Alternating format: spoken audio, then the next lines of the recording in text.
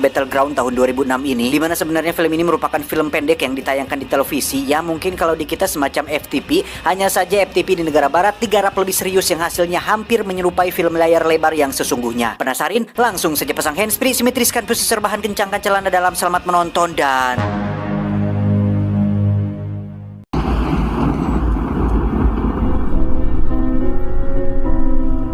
Kisah diawali dengan memperlihatkan seorang pria yang wajahnya sangat nalangsa sekali. Terlihat dia memegang dan memandangi beberapa mainan di atas meja. Salah satunya adalah mainan balerina yang bisa berputar dan mengeluarkan suara musik.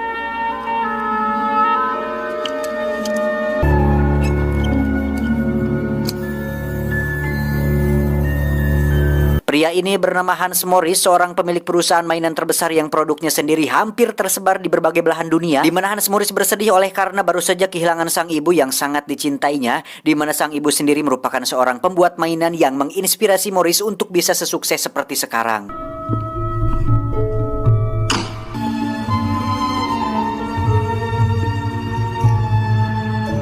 Di saat bersamaan, kita akan melihat seorang pria bernama Jason, ini bebenguknya, yang sedang berkendara dan berhenti tepat di depan gedung perusahaan milik Morris, di mana Jason ini merupakan seorang pembunuh bayaran yang dikirim oleh seseorang yang tidak suka dengan kesuksesan yang diraih oleh Morris.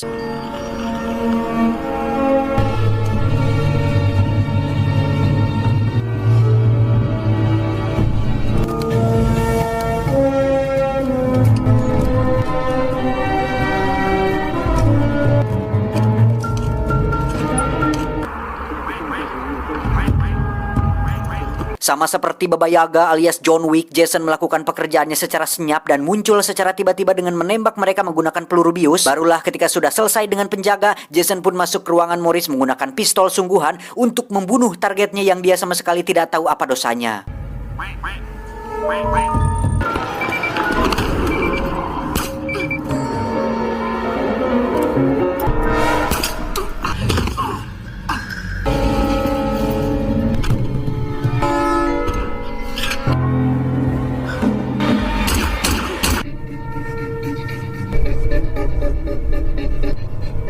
Satu kebiasaan Jason, dia selalu mengambil cindera mata untuk setiap misi yang dilakukannya sebagai simbol bahwa dia selalu sukses dalam menjalankan aksinya, dan kali ini Jason mengambil boneka balerina yang sempat dipandangi dan dipegang oleh Morris tadi. Malam itu juga Jason langsung terbang pulang kembali ke kotanya yang secara kebetulan muncul SMS dari The Continental yang melakukan pembayaran atas pekerjaannya tadi. Saat itulah ada seorang penumpang wanita tepat di sampingnya yang meminta permen karet tanpa si wanita sadar bahwa orang yang dimintainya tersebut adalah seorang pembunuh bayaran profesional yang sangat mematikan. Tiba di bandara, berita tentang kematian Hans Morris langsung viral di media yang secara dia adalah miliarder pemilik perusahaan mainan terbesar di dunia, dan dari hasil penyelidikan polisi, mereka menemukan bahwa Hans Morris dieksekusi sangat rapi oleh seseorang yang pastinya sangat profesional.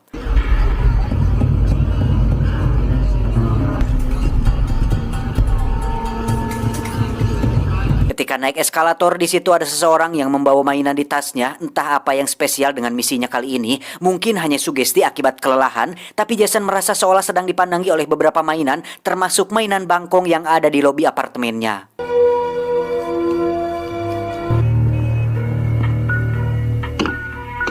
Sebagai pembunuh bayaran dengan tarif tinggi, Jason memiliki sebuah apartemen mewah lengkap dengan kolam renang dan pemandangan gedung-gedung tinggi. Juga ada sebuah mainan bebek yang biasa dia mainkan ketika sedang ngojai.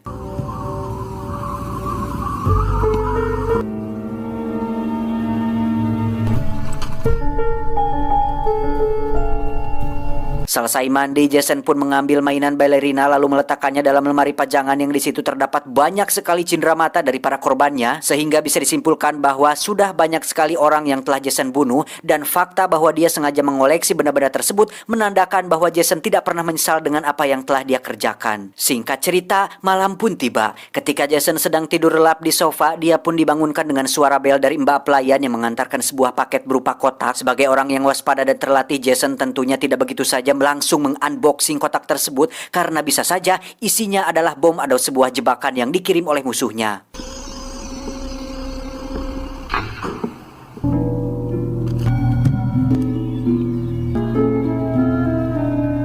Menggunakan pisau dapur, Jason dengan hati-hati perlahan menyobek satu persatu tali dan lakbannya yang ketika dibuka, isinya adalah sebuah kotak mainan tentara-tentaraan lengkap dengan kendaraan dan berbagai senjata infanteri yang biasa dimainkan oleh anak-anak.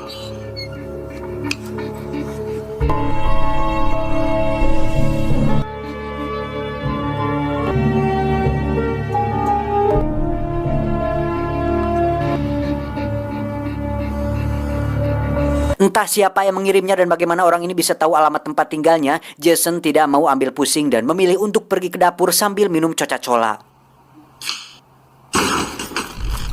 Tak lama terdengar suara jatuh, lantas Jason memeriksanya yang ternyata kotak mainannya sudah tergeletak di lantai. Tapi anehnya adalah mainan-mainan tersebut pun sudah hilang entah kemana, disusul dengan suara aneh dari dapur dan kabel telepon yang terputus, sehingga bisa dipastikan bahwa ada sesuatu yang aneh dengan mainan-mainan tersebut. Saat itulah Jason mendengar ada suara di dalam blower dapur, lantas dia pun memeriksanya dan tiba-tiba... Ya, Jason menemukan sekutil senjata mainan tentara yang ternyata cukup menyakitkan jika menembus kulit manusia. Saat itulah muncul tembakan yang berasal dari kolong kursi sehingga Jason segera pergi ke toilet dan mengunci dirinya dari dalam.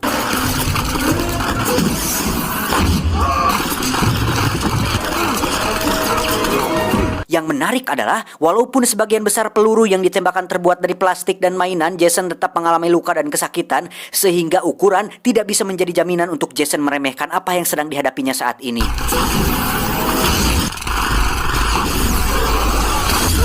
Untuk itu Jason pun mengambil Glock 26 miliknya untuk menembaki sesuatu di kolong sofa tersebut, pertanda bahwa Jason menganggap serius insiden ini dan tidak main-main dengan apa yang sedang dihadapinya.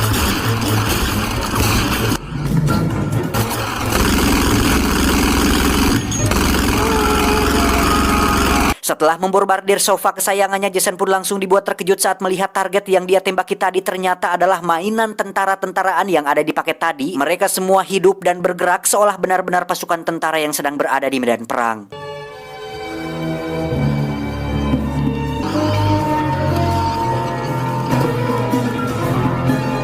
Saat itulah muncul 3 helikopter mini dengan persenjataan lengkap. Jason pun diserang menggunakan rocket launcher yang membuat dirinya dipukul mundur. Bahkan sekarang apartemennya hancur berantakan hanya gara-gara mainan tentara yang bisa hidup ini.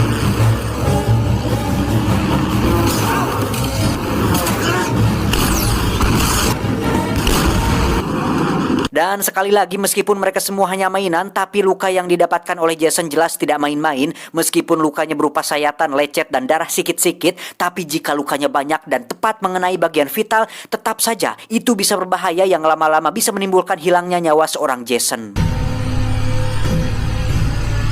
Ketika satu heli masuk, Jason menggunakan selimut untuk menangkapnya, menginjak-injaknya sampai hancur, dan karena masih bisa bergerak, Jason pun memasukkannya ke dalam kloset dan menyiramnya, dan karena masih bisa bertahan, barulah Jason melakukan sesuatu yang berlebihan dan agak sedikit lebay dengan menyetrumnya menggunakan hair dryer yang membuat listrik di apartemennya mengalami korsleting. Padahal kan bisa tinggal ambil saja, buang atau petahin gitu sekuat-kuatnya mainan, kalaupun bisa hidup tetap secara nalar ukuran kita jauh lebih kuat dan menang. Tapi ya, kita kembalikan lagi kepada Jason yang mungkin seperti itu cara dia menyelesaikan masalah. Setelah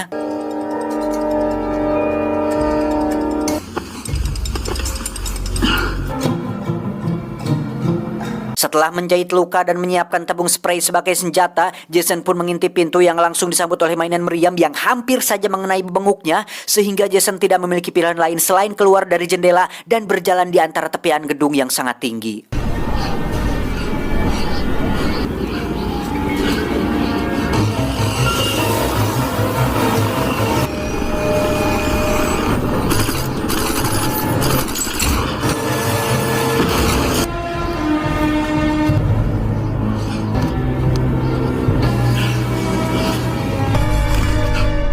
Setelah mengatasi semua pasukan helikopter dan berhasil sampai di sisi lain dari apartemennya, Jason pun melihat bahwa tersisa 2 tim lagi, yakni tim bermobil yang bersenjatakan minigun dan satu lagi tim meriam yang menganggap jika Jason masih berada di kamar mandi.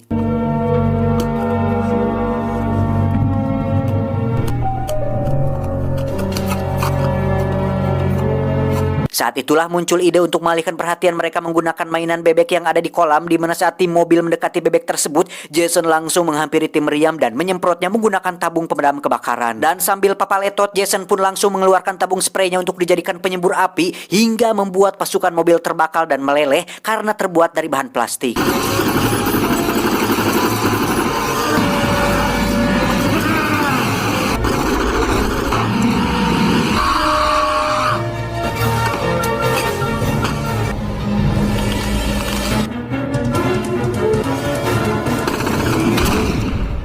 Setelah semuanya selesai, Jason pun menghitung satu persatu tentara mainan ini sesuai dengan jumlah yang tertera di dalam box, di mana dia masih bingung dengan bagaimana mainan-mainan ini bisa hidup karena setelah diperiksa tidak ada alat elektronik atau mekanisme mesin kecil yang membuat mainan-mainan ini bisa bergerak, sehingga bisa dipastikan bahwa mainan ini memiliki nyawa seperti boneka Chucky yang memang bertujuan untuk membalas kematian majikan mereka, yaitu Hans Morris. Sehingga hal ini menjadi prestasi tersendiri bagi Jason yang tidak hanya bisa membunuh manusia sungguhan, tetapi juga mainan yang merupakan manusia mini jadi-jadian. Lelah dengan semua keributan ini, Jason pun berendam di kolam untuk menenangkan pikirannya. Tapi tiba-tiba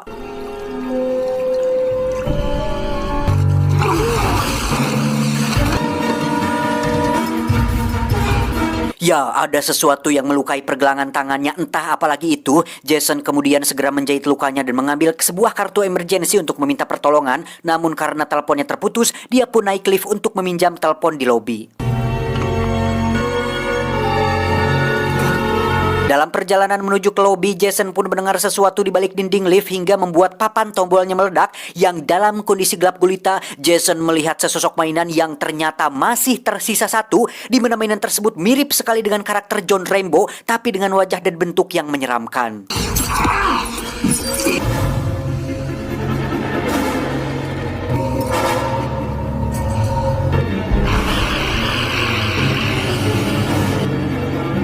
Jason pun memutuskan untuk keluar dan naik ke atas lift, di mana di situ sudah ada si Rambo yang menunggunya di atas sambil menunjukkan kegarangan dia dengan melukai tangannya menggunakan pisau, seolah dia sudah siap untuk melakukan peperangan. Dengan cepat Jason pun loncat ke lift lain yang kebetulan sedang turun, di mana dia tidak sadar jika Rambo diam-diam telah nyumput di balik celah dampal sepatunya ketika sedang rebahan sambil menenangkan diri. Saat itulah si Rambo naik ke atas dadanya dan menikam Jason berkali-kali menggunakan pisau kecil mainannya. Ketika sudah sampai di lobi dan pintu lift sudah terbuka, Jason pun langsung tak sadarkan diri akibat mengalami pendarahan yang cukup banyak. Tapi tiba-tiba,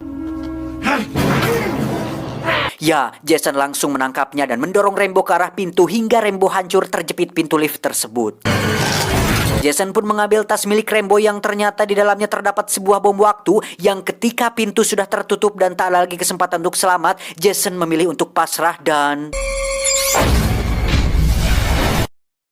faktanya, Jason tidak sadar jika di belakang box tersebut terdapat sebuah peringatan tentang bonus kejutan, yaitu mainan Rambo, di mana bom yang dibawanya merupakan bom asli berbahan termonuklir skala kecil, sehingga cukup masuk akal jika ledakan yang ditimbulkan cukup besar dan mampu menghancurkan area di sekitarnya dengan dampak yang cukup parah. Film pun diakhiri dengan memperlihatkan mainan balerina yang sedang berputar, di mana sebuah kejadian ini merupakan sebuah karma bagi seorang Jason yang melalui arwah ibunya Hans Morris, mainan-mainan buatannya pun bisa hidup seperti boneka Chucky untuk membalas dendam kematian penciptanya, yaitu Hans Morris sendiri. Tamat, ending yang cukup mencocokkan. Pesan yang bisa kita ambil dari film ini adalah berharganya sebuah mainan bukan diukur dari mahal atau murahnya harga mainan tersebut, tapi dari bagaimana cara kita memainkannya. Saya John, mewakili direksi yang bertugas, mengucapkan terima kasih dan sampai jumpa di video selanjutnya.